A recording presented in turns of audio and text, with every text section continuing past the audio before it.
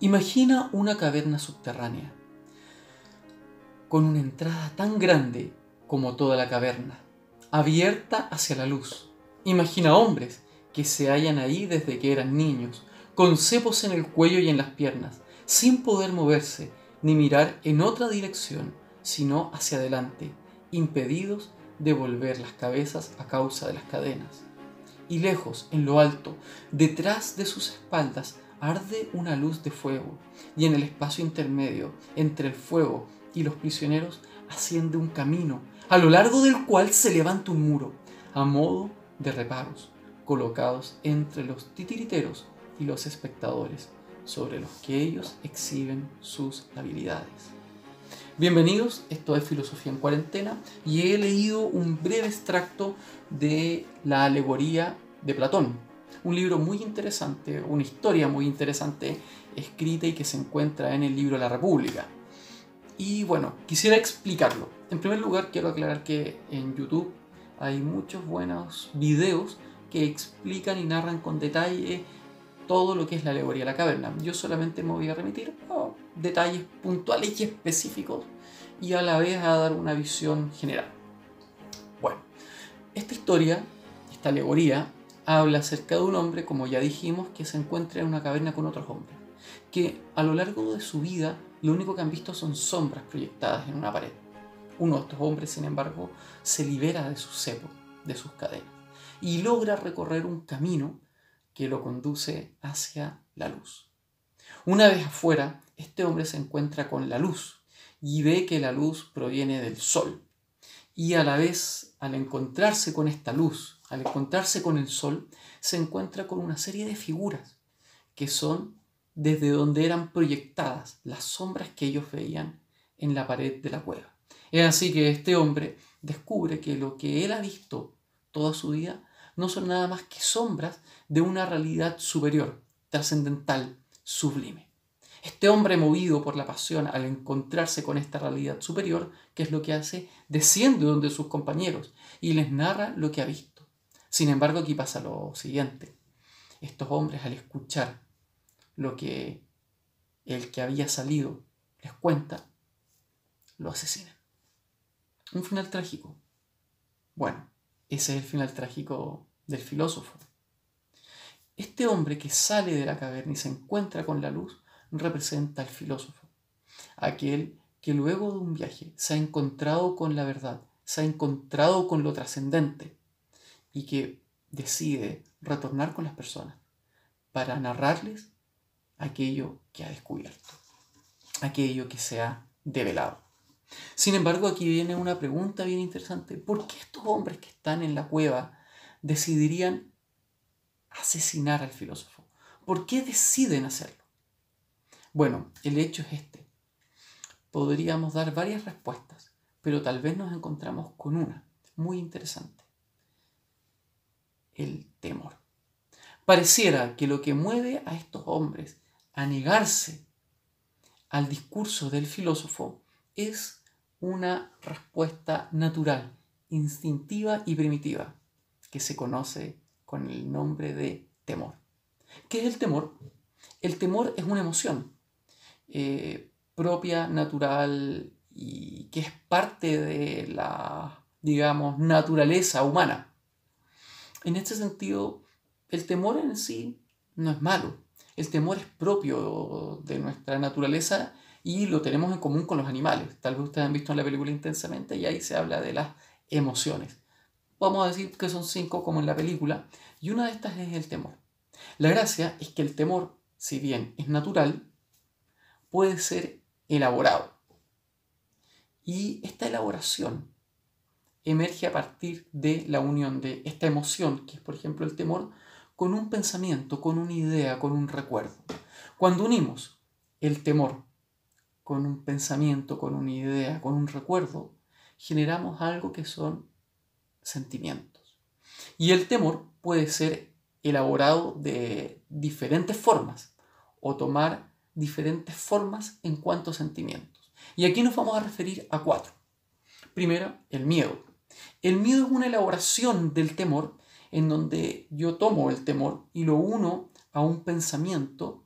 Por ejemplo, Tal vez cuando niño fuiste atacado, yo por ejemplo fui atacado por un perro, un Doberman, y a partir de esa experiencia quedé con un recuerdo traumático. Cada vez que veo un perro, tengo temor.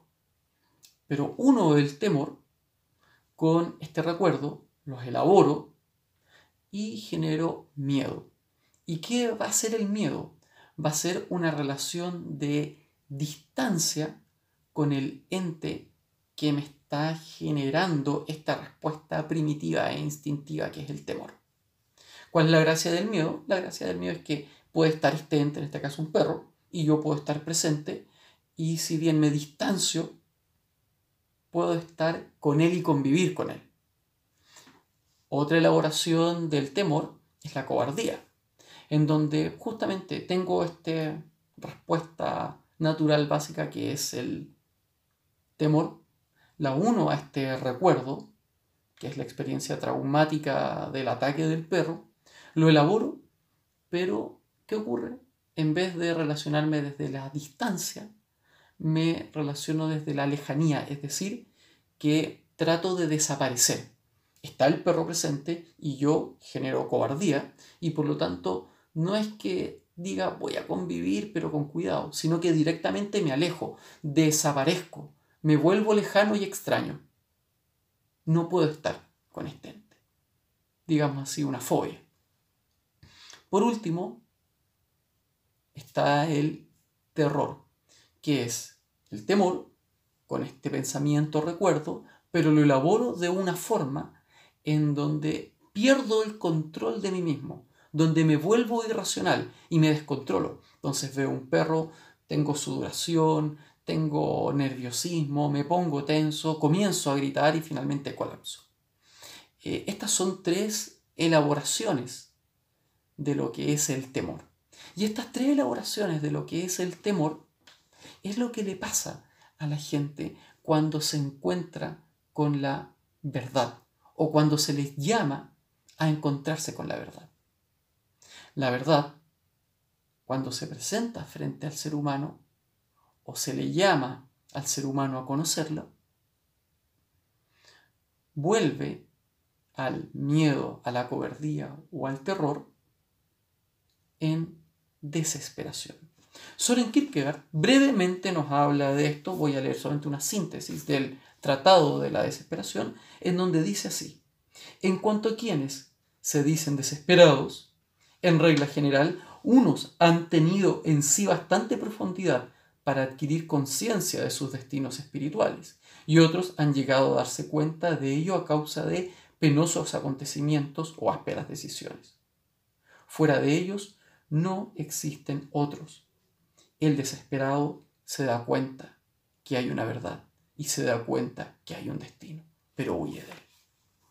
Es interesante porque las personas, cuando se encuentran con el llamado de la verdad, muchas se desesperan.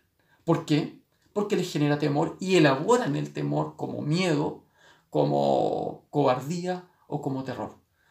Porque pareciera que la verdad te saca de tu zona de comodidad, te saca de tu status quo y en último término te confronta con tu existencia misma. Te confronta con la muerte, te confronta con el destino de la vida, te confronta con la pregunta de ¿cuál es el sentido de tu existencia? Sin embargo, hay una cuarta forma de elaborar el temor. Y esta cuarta forma se conoce con el nombre de reverencia. La reverencia es encontrarme con un ente que yo observo y percibo que es superior a mí. Pero en vez de tener miedo, cobardía o terror, reconozco su superioridad y su trascendencia. Voy a contar una anécdota de mi vida. Hace mucho tiempo yo traté de practicar body surf y tuve la oportunidad de unas cuantas veces sumergirme en el mar y estar en una tabla en medio del mar. Y tengo que decir que el consejo que todos me daban era: no tengas miedo, no seas cobarde y no te aterres en el mar. Eso es lo que me decían los surfistas. Pero sí me dijeron: tenle respeto al mar, tenle reverencia. Y claro, cuando tú estás en medio de una tabla en el mar, te das cuenta que el mar es inmenso, que es superior, parece infinito y trascendental. ¿Y sabes qué? En ese momento te das cuenta que la única forma de relacionarte con el mar es respetándolo. ¿Y qué significa en este sentido respetándolo? ¿Qué significa reverenciarlo? Significa reconocer su superioridad a ti. Es así que la filosofía nos llama a lo siguiente, a reconocer la verdad como un elemento superior a nuestra existencia. De hecho, es bien interesante porque podemos encontrar una serie de filósofos que no vamos a mencionar ahora, pero que podemos mencionar después, que hablan de la verdad y que dicen lo siguiente, que la verdad, si bien tiene un carácter racional, en esencia es suprarracional. Esto quiere decir que la verdad tiene elementos racionales, pero a la vez supera la razón humana, va más allá de ella. Y pareciera que la filosofía, la real filosofía, nos invita a entender que la verdad es superior a nuestra razón. Y por lo tanto nos invita a relacionarnos con ella de una forma distinta a la que nos relacionamos con una ecuación matemática, con una teoría física, con una teoría de la biología, de la química o con el resto de los entes que existen. Es así que un filósofo que ya habíamos mencionado anteriormente, Armando Roa, dice lo siguiente sobre la relación del ser humano con la verdad. La angustia le es constitutiva al hombre y lo ha acompañado vivamente a lo largo de la historia. En algunos momentos adquiere un aire sagrado, rompiendo el curso de los tiempos, como en el huerto de los olivos, cuando en el rostro de Cristo brotan, gotas de sangre y el alma se angustia hasta la muerte. El ser humano, ante la verdad, reconoce que se angustia, pues en último término se encuentra con un sentimiento de fracaso, pero a la vez de trascendencia y de superioridad, pues sabe que no es dueño de su destino y entiende que hay una vida que algún día terminará en muerte. Es así que la angustia nos embarga cuando nos encontramos con ápices de verdad, pues en último término nos encontramos con algo que nos supera, con un testimonio, con un llamado, con una vocación a ir más allá de nuestra mera existencia. ¿Saben? Es muy interesante hablar del concepto de verdad y entender lo siguiente, que la verdad trasciende. Solamente aquellas personas que están dispuestas a angustiarse, que están dispuestas a entender el peso de la existencia y de lo que implica el decir, ¿hay algo superior a mí?, pueden conocer la verdad. Aquí voy a hacer una aclaración. Esto no es un llamado a la depresión, no es un llamado a un existencialismo en donde vemos todo negativo. Por el contrario, es un llamado a darnos cuenta que la existencia implica buscar sentido. Y la angustia vendría a ser este estado de darnos cuenta que hay un sentido superior a nosotros y disponernos a buscar este sentido. Y en la medida en que buscamos este sentido, la angustia va desapareciendo, porque el entendimiento es alumbrado, porque nos vamos relacionando con la verdad, no como una teoría, no como un discurso, sino que nos relacionamos con la verdad como aquel ser sumo bien que le entrega sentido a mi existencia. Bueno, los invito a que comencemos a reflexionar sobre el concepto de la verdad, que reflexionemos sobre el sentido de la existencia y en este tiempo en que tenemos tiempo para hacerlo, lo hagamos. Los invito a que lean, los invito a que se cuestionen, los invito a que duden y a que crean, los invito a que razonen y a que sientan.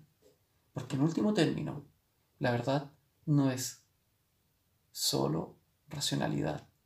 La verdad es suprarracionalidad.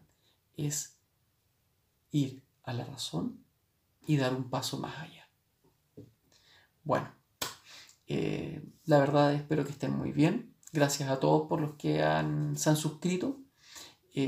Recuerden que el día viernes a las 5 de la tarde vamos a tener una reunión en directo para poder seguir hablando los conceptos que hemos trabajado. Y bueno, sin nada más que decir, recuerden, no apaguen el fuego del don que hay en ustedes. La reflexión es un don divino. No lo pierdan, manténganlo. Esto es Filosofía en Cuarentena y muchas bendiciones. Cuídense, no salgan de sus casas. Chao.